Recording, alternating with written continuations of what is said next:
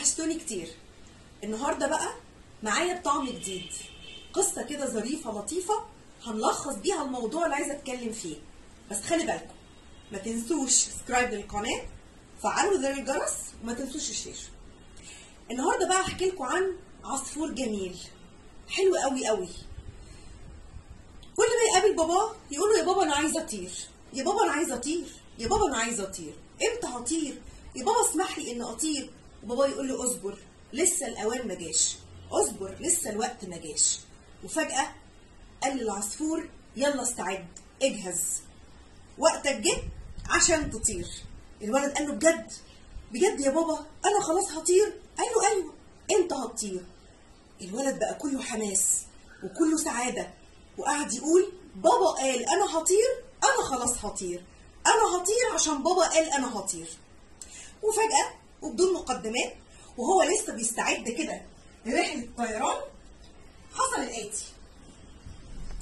العصفور الجميل، مش ده طبعا، ده العصفور بتاعنا يعني، بس العصفور هو جاي يطير يطير يطير يطير، كل ما يعمل حركة فيها طيران تقابله معوق من المعوقات. يبدأ حزين ويتضايق، وبعد كده يفتكر حاجة اتقالت له يا عصفور انت هتطير بجد يا بابا انا هطير؟ ايوه يا بابا انا هطير، انا هطير عشان بابا قال انا هطير. وفضل كده كل ما يعمل حاجة تقابله عقبة من العقبات، بس هو مصمم وسامع الصوت اللي جواه اللي بقى مالي كيانه كله، بابا قال لي انت هتطير فانا هطير. ولحظة ما بيبدأ يطير عشان يلحق السرب اللي خلاص مشى من غير ما يستناه، لأن فقدوا خلاص الأمل إن هو في وقت من الأوقات هيطير، يبص لهم كده ويقول انتوا هترجعوا تاني، أصلكم مش هتطيروا من غيري، بابا قال أنا هطير فأنا هطير. مرة والتانية يرجع السير ويقف قصاده ويبدأ يستعد عشان يطير، ويسيبوه برضه ويمشوا، فيرجع تاني يقول لنفسه ما تيأس، اوعى تتكسر، اوعى تسمع لكلامهم واحباطاتهم، بابا قال انا هطير فانا هطير. مرة والتانية والتالتة يقول لهم عامر، طبعا انا ما بتكلمش عن العصفور، انا بتكلم على عامر، القصة اللي بقالنا تقريبا يوم او اتنين الكل وسائل السوشيال ميديا كلها وكل وسائل الصحافة والاعلام وعلى مدار العالم كله بيتكلم عن قصة عامر، وتأكده ويقينه الراسخ بأن الطيارة مش هتقوم. ربنا جوايا وزرع جوايا نية إن أنا هحج، النية الحج، الطيارة مش هتقوم من غيري. وفعلا مرة والتانية والطيارة ما قامتش، ولحظة ما رجع تاني وقال النية الحج الطيارة مش هتقوم من غيري، الطيارة نزلت. هو ربنا سبحانه وتعالى عامل العصفور؟ لا، هو ده مش العصفور.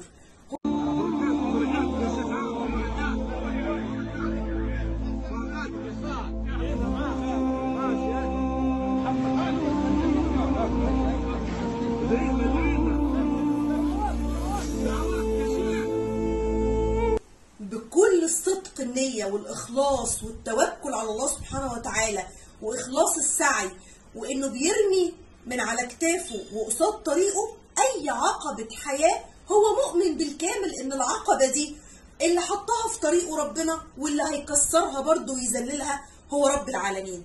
فبقى بيتعامل مع المعوقات الدنيا دي إن هي مفاتيح، ربنا هيختار المفتاح في الوقت المناسب ويحطه في الباب المناسب اللي مناسب عامر وظروفه، وعنده يقين كامل وكل ربنا نداني وانا لبيت الندى، وعندي يقين ان ربنا مش هيخذلني، فالطيارة عمرها ما هتقوم من غيري انا عشان النية الحج.